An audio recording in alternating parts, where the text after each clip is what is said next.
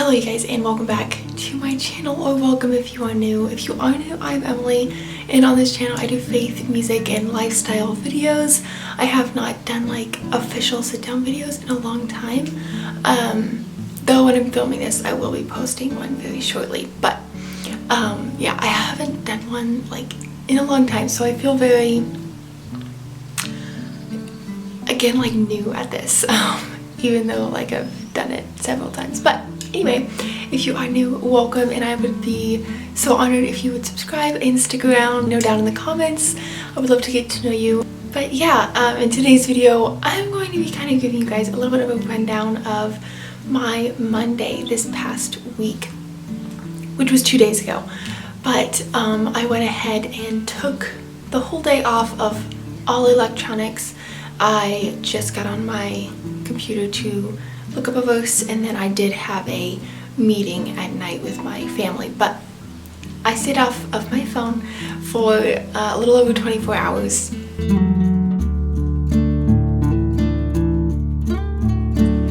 Okay, so the first thing I would like to do is just kind of give a rundown of like just a little bit of background why I decided to do this. But about every December I would take the whole month off of my phone. I would just like put it away and forget I had it, and I would just spend a lot of time reading.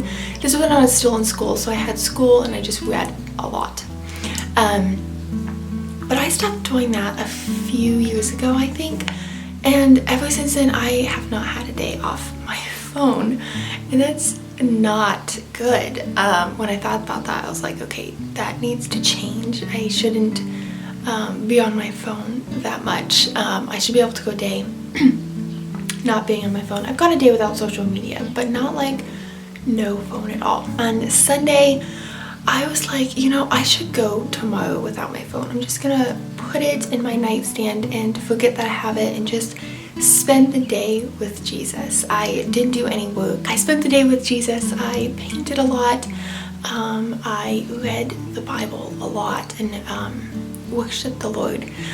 So yeah, now that you have a little bit of backstory as to why I decided to do it, was because I hadn't done it in forever, and that's too long. And yeah, also I just felt like I needed a little bit of a refresh, and I wanted to do that with the Lord and not with other people. I just wanted it to be me and Jesus. So the first thing that I realized was that I will do devotions in the morning and at night and pray, but I don't do it throughout the day. And on Monday I realized, and I caught myself picking up my Bible, just reading it throughout the day, just randomly, and I really gleaned a lot of things from doing that. And I wasn't focused on all of this other stuff that I had to do, because I intentionally set that day aside to be with the Lord. And so when I would pick up the Bible, I would have such joy and like just a relief that I felt like I had the freedom to read it. And that sounds really bad, but in this day and age, we are told and taught that after our morning devotions are over, we need to go on with our day and work.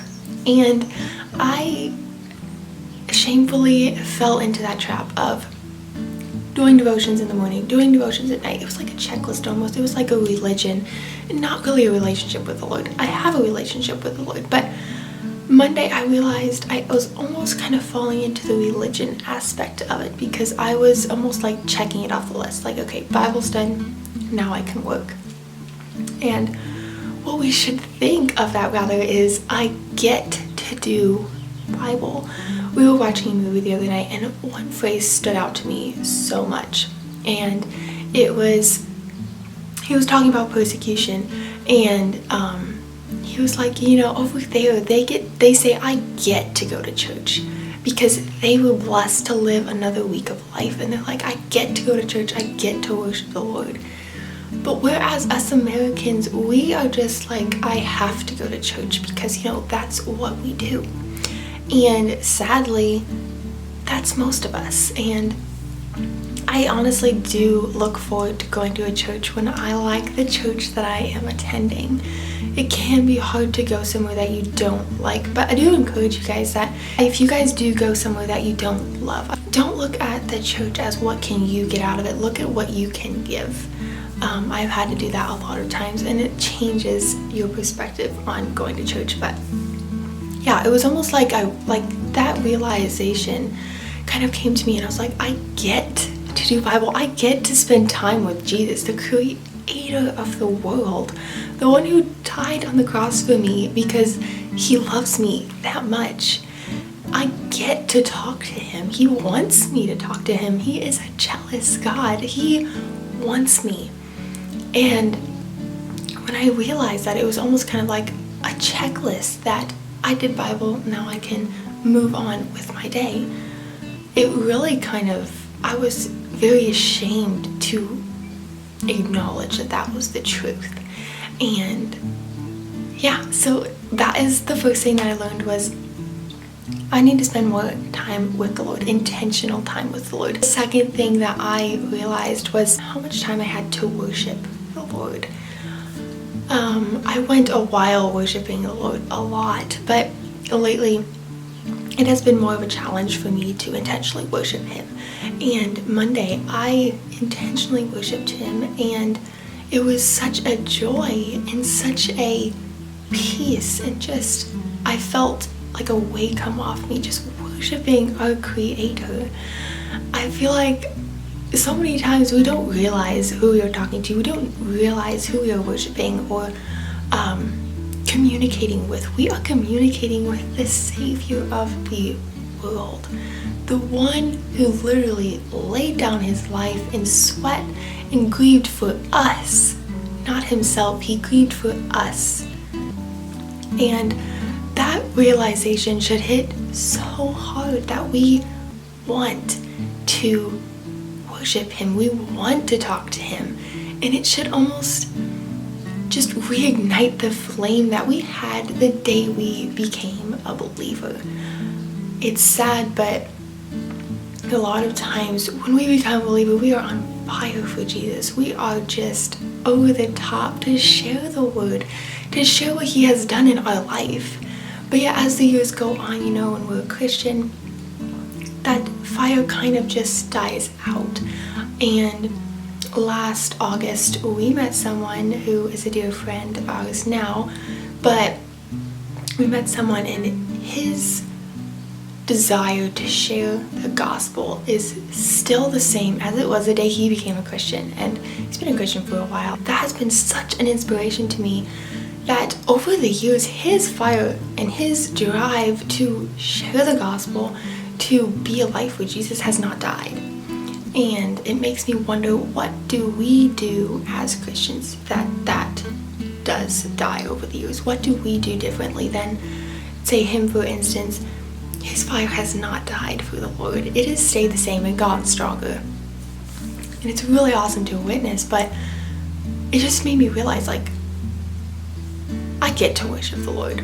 I get to praise him. So yeah, that is the second thing. I feel like I'm kind of going all over the place, but I do just want to share my heart. This is just kind of like a girl chit chat, and I know guys are watching this, but I always like to think of it as I'm just chatting with you guys. I don't like it to be super formal. I also don't like it to be not super formal. Anyway, I just want to be like this as a video of me sharing my heart and just chatting with you guys. The last thing that I'm going to share in this video is how much time I had to spend with family and how much free time I had that I normally do not have. When I have a free moment, I decide to get on my phone and scroll the feed or watch a YouTube video. There's nothing wrong with that. It can lead to being something wrong with it, because it's hard not to compare yourself with those people on social media, and sometimes it can discourage you, which if it does, I always try to refrain from doing those things.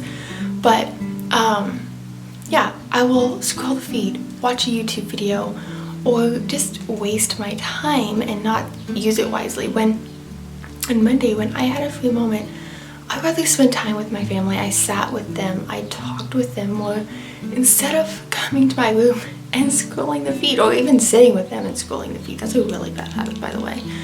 I have tried to keep my phone upstairs when I am downstairs, because when I'm downstairs I'm with family and I don't like to be on my phone when I'm with people. It's kind of rude.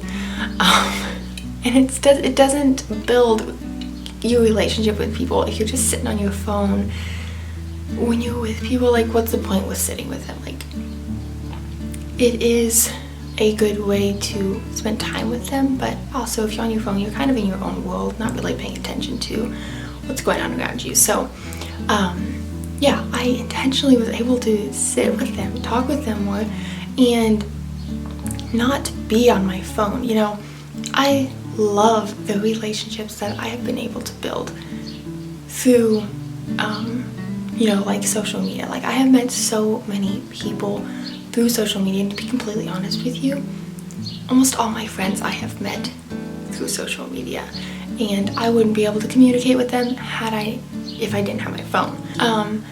Yeah, it was just really eye-opening to see how much time I was able to intentionally spend, you know, with Jesus or with family or with painting. I have loved painting. It's something that I have picked up. I don't know if that's the right word, but it's something that I've been really enjoying, and it's something where I can put my creativity into art, and I absolutely love it. And yeah, it's really, really fun. But Monday I just realized so much, and I could probably talk for a very long time, but I'm gonna end it here because there's more things I learned, but those are like the 3 main things. And also, if you are interested in a couple other ones, I think I posted different ones on my Instagram post. So if you guys are interested in more, you can go ahead over to Emily_Faithful on my Instagram and read that post. I think it is in my highlights. So yeah, anyway, I hope you guys enjoyed this video and learned something from it. I'd love to have you subscribe. If you liked it, you can go ahead and share with a friend. Comment down below what you learned out of this video. And yeah, I hope you guys enjoyed. I will see you very soon, Lord willing, with a brand new video. God bless you guys.